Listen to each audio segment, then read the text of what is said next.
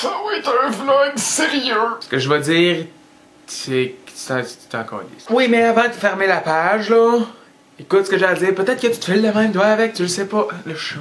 Je veux parler de mon projet de film, Six Shooter, que je suis en train de faire. Mais pour parler de ce film-là, je n'ai pas le choix d'aborder un sujet. Vous savez tous que j'ai fait une dépression. Maintenant, ce que cette dépression-là, elle a sorti, ce que je sais maintenant, c'est que j'ai un trouble anxieux généralisé, ou un TAG. Je suis ces médicaments, mais let's face it, ça marche juste les jours que je suis de bonne humeur. Si vous savez pas ce que c'est qu'un trouble anxieux généralisé, c'est simple. Tout me fait peur, genre littéralement tout. C'est comme le nouveau mot là, pour pissou. Puis c'est gossant parce que le TAG, c'est... T'as les symptômes d'un paquet d'autres maladies, mais t'as pas la maladie dont t'as le symptôme.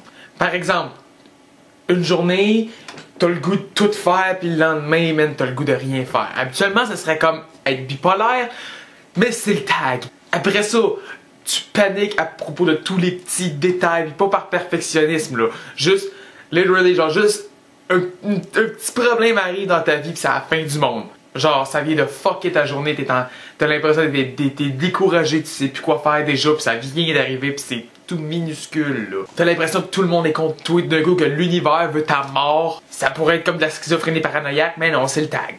Et où je veux en venir avec ça, c'est qu'il y en a beaucoup qui me demandent comment il avance ton film. Très lentement, ok? Et un autre symptôme du TAG, c'est la nouveauté, c'est l'affaire la plus épeurante au monde. Genre, j'ai dit dans mon premier vlog là, que ma plus grande peur au monde, c'était le noir. Non, c'est le changement. La job que j'ai en ce moment, la première journée que j'étais là, je pensais tout lâcher, j'étais là, non, c'est pas fait pour moi ce job-là.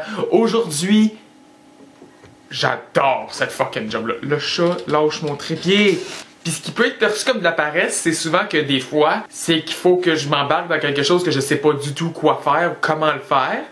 J'ai tellement peur que je veux me calmer, puis pour aller me calmer, ben je vais jouer à des jeux vidéo, je vais voir des vidéos sur YouTube, j'écoute des films. Puis quand j'arrive finalement à me calmer, puis à me changer les idées, puis à me convaincre de le faire, ça me prend un petit bout de temps. Surtout que je travaille 40 heures en essayant d'organiser ce film-là. Et que ce film-là, je l'organise par moi-même. Comme tous les projets dans ma vie, même si je suis bien entouré, que j'ai des bons amis, tout ça, je finis souvent par me ramasser tout seul à l'organisation. Pour vous donner une idée à quel point t'as peur de tout, juste faire cette vidéo-là puis de le dire en ce moment-là, j'ai les cœurs qui pompent puis j'ai fucking genre je veux fucking pas. Mais faut que ça sorte. Il y en a beaucoup qui me demandent, Louis, t'as beaucoup de projets, mais tu fais pas grand-chose. Je fais pas exprès souvent, ok? Je peux pas tout fucking faire tout seul. Puis souvent, aller chercher de l'aide de gens que je connais pas, c'est fucking épeurant. Juste pour Six Shooter. Oh my fucking god, tout le courage que ça m'a pris pour rencontrer des actrices puis leur faire passer des entrevues pis des auditions. God, je voulais pleurer à chaque fucking fois tellement j'avais peur de fucking... C'est souvent des peurs, là, juste la peur de me planter, la peur d'avoir l'air genre d'un amateur, which I am, mais bon, t'essayes de pas en avoir l'air au moins. Croyez-moi, si je pouvais juste faire des affaires facilement comme il y en a beaucoup qui le font, God que ce serait plus facile. Ça a l'air facile de même. Pour du monde qui l'ont pas cette maladie-là, ça a l'air facile de fucking juste faire quelque chose de nouveau. Pour quelqu'un avec le TAG, c'est juste une des plus grandes épreuves de ta vie.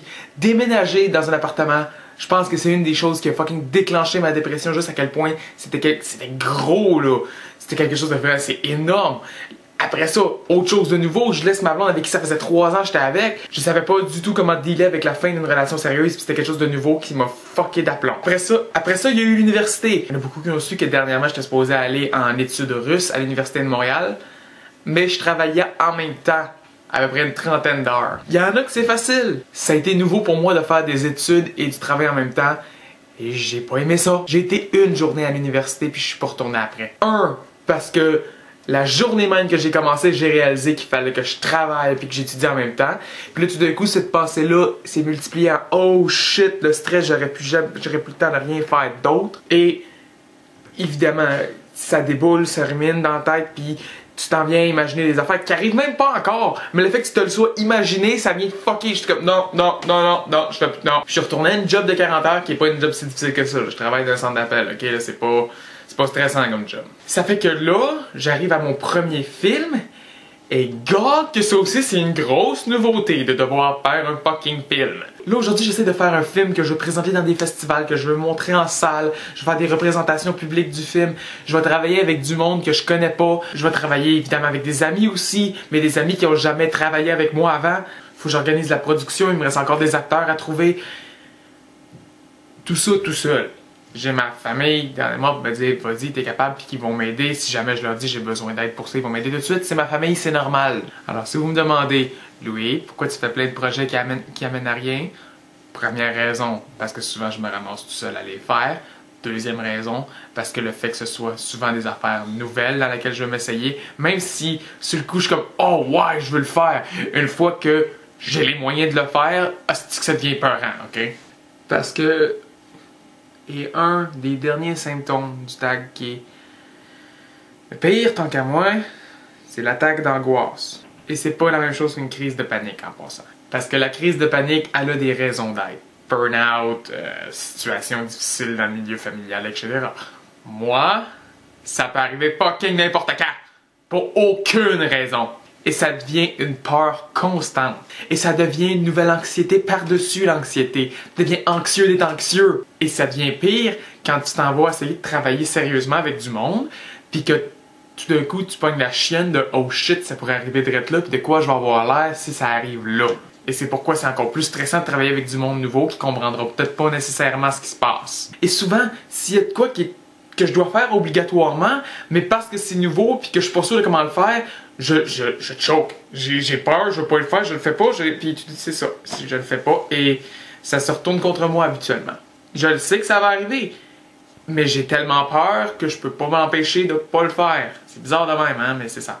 Je vais arrêter ça pour aujourd'hui. Mais c'est juste pour répondre à la question de pourquoi il n'y a rien qui avance. Je peux blâmer le fait que j'ai pas grand monde pour m'aider, mais je dois aussi me blâmer moi pour pas être capable d'aller chercher l'aide que j'ai besoin parce que c'est trop épeurant, parce que c'est nouveau. Ça fait chier.